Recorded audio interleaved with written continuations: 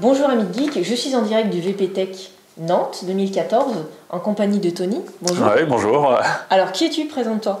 Donc, je me présente, Tony Archambault. Alors j'ai un profil développeur web. J'ai travaillé sur WordPress pendant plusieurs années et actuellement j'ai lancé ma société pour me lancer tout seul dans l'aventure. Je fais du WordPress et j'ai commencé des projets un petit peu à côté, des choses un peu plus poussées. Et j'ai quelques projets autour de la communauté WordPress pour lesquels on va peut-être me connaître. J'ai fait le plugin WP Sitemap Page, donc qui est téléchargé, je pense qu'il doit être un petit peu connu. Oui. Et j'ai quelques sites où on peut me retrouver comme SQL.sh ou d'autres. Après, il y a d'autres vieux sites plus anciens. Pourquoi cette conférence d'aujourd'hui?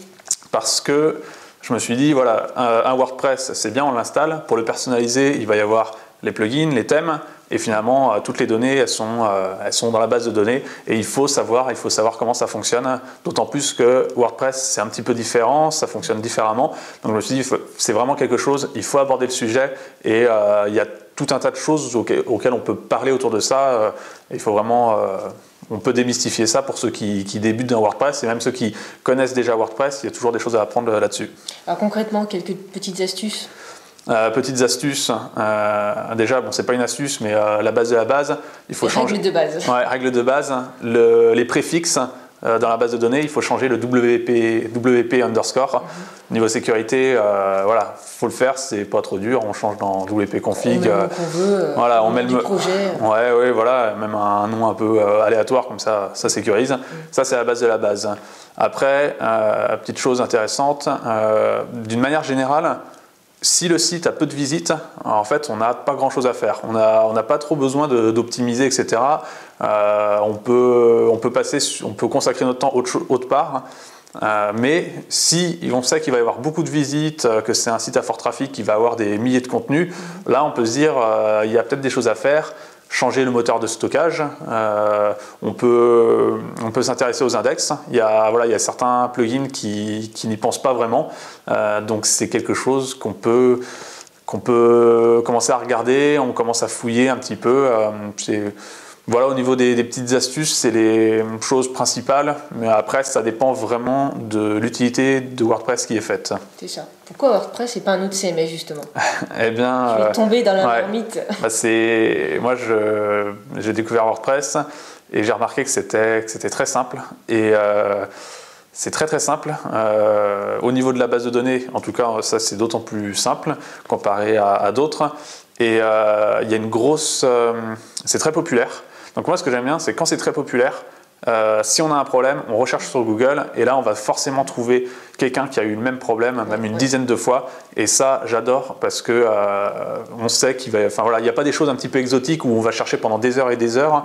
On sait qu'il y a des personnes qui ont déjà eu le même problème ou alors qui peuvent nous aider à ce niveau-là. Donc pour toi, c'est le gros point positif de WordPress? Ouais, le fait que ça soit aussi populaire, qu'il y a une si grosse communauté, mais après, il faut comprendre pourquoi c'est si populaire. Si c'est populaire, c'est aussi qu'il y a un gros intérêt.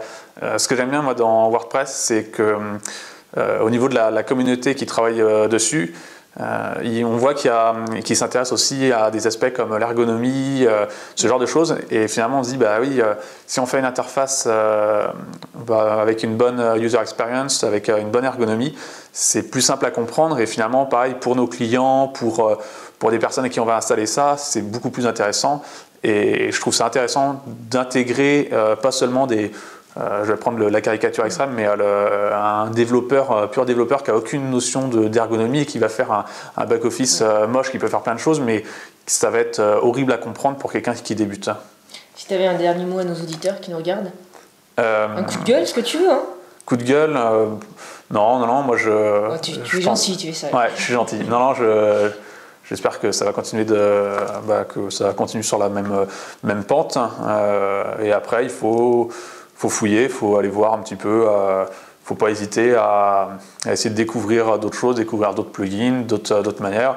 Moi, j'ai même découvert des fois des plugins, je les connaissais pas et je regarde le nombre d'utilisateurs qui les utilisent. Je me dis, mais mince, waouh, c'est super connu, je le connaissais pas. C'est forcément qu'il y a peut-être quelque chose à découvrir. Et voilà, c'est peut-être en fouillant, on va découvrir des choses et on va se dire, ah, mince, ça, j'avais loupé ça depuis un bon moment. Et alors qu'en fait, c'est un incontournable. Donc voilà, il faut continuer à essayer de découvrir, à s'améliorer là-dedans. On peut te retrouver où sur le web? Sur le web, tonyarchambault.com, mon compte Twitter, Tony Archambault. Puis après, si on fouille sql.sh, bon, il y a une page de contact. Voilà, c'est pour les choses principales. Voilà, on tape mon nom sur Google et puis les résultats, la première page, c'est que des sites où on peut me contacter. Très bien, merci pour cet échange. Ouais, merci aussi. Puis à mes auditeurs, à très bientôt. Ciao, ciao. Ciao.